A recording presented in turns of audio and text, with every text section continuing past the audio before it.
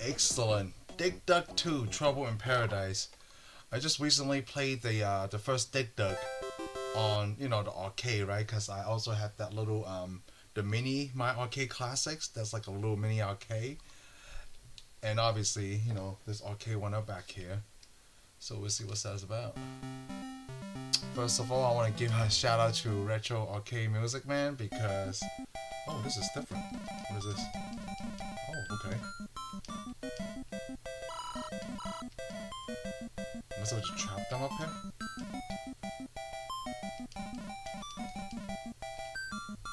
I don't know.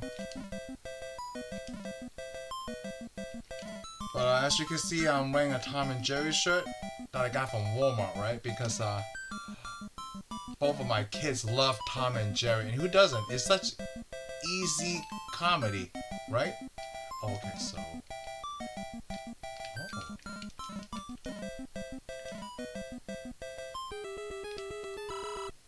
I don't know where supposed to go. I don't know what's happening.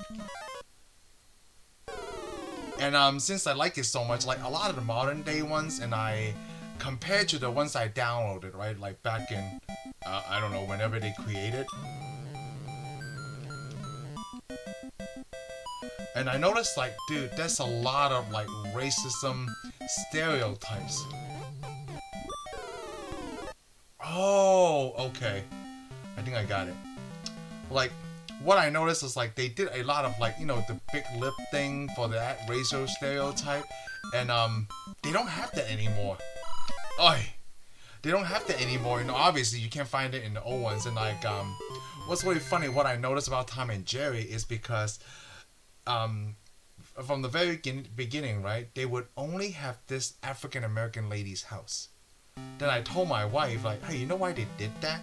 Because I probably, like, I think the point they were trying to make is like, hey, no Caucasians would have this problem, right? Because the houses are clean or whatever. I just come to that conclusion. I mean, I'm not part of the creative process of Tom and Jerry, so I'm just guessing here. But it's because of that, right? The lady who owned the house was also African American, so that's how it comes to be. She got a cat, right, to get Jerry, and when it was kind of like the I guess how I compare it's like the first season of Married Children. That show is not always like the first season is not always like it is. They have to find their ground, and they made it. They tone it in a certain way, right? Oh, I could go anywhere, but they cannot. Okay. And that was the same thing with Tom and Jerry. Before, Tom always had the upper hand on Jerry. Oh, shoot. Tom always had the upper hand on Jerry. And there was only like a few episodes where they get more of the slapstick comedy in, where like Jerry is the one. Okay, so what do I do now? One? Oh, what the heck? Oh, I just found out B does that whatever thing. But you say like Tom and Jerry was pretty racist. There was an episode where Jerry goes to New York, right? And even they did blackface on a mouse. And it was really obvious. He broke the fourth wall by looking at the camera. And I was like, oh goodness. Wait, can I kill them this way? Oh, I still have to do that. So what's the point of breaking the land? Oh, these controls are kind of stiff.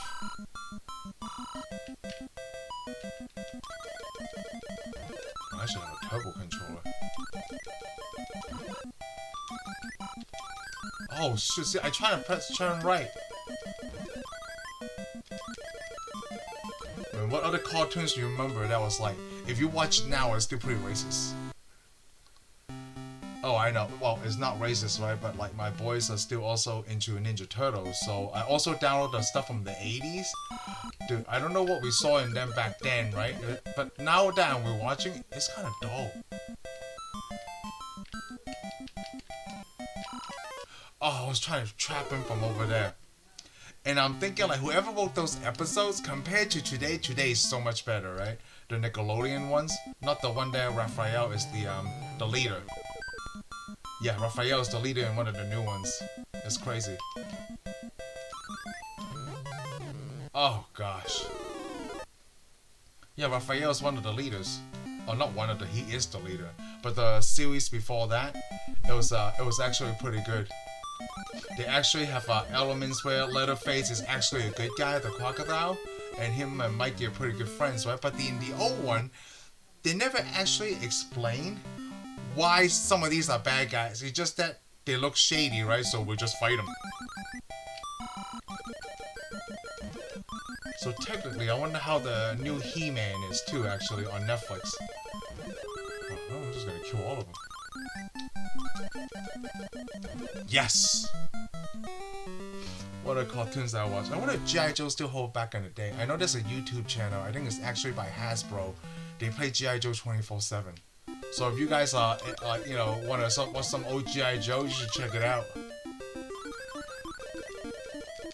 Ooh. So what is this? I don't know. Shoot, I need to get the heck out of Dodge, man.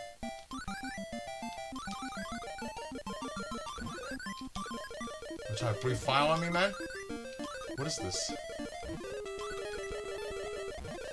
Okay, so I never played this one. I think I like the first one better because you actually had to dig through stuff to blow them up. And this one, I can see the box is Trouble in Paradise, so I'm drilling. What am I drilling? I don't know.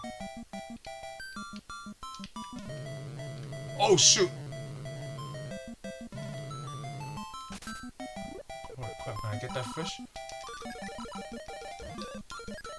Yeah. Okay, so if I can get the control right, this game is pretty cool. Tom and Jerry. Oh, I forgot to mention on Tom and Jerry, right? Like one of the new ones. It has Jason Alexander, and if you guys don't know who Jason Alexander is, right? He plays George from Seinfeld. And you'll never see him is because like it's one of those where it's kind of like Charlie Brown, Peanuts, that they never saw the adult. It just you could hear them talking in the background, and once he speak, right, you know that was George. That's pretty cool.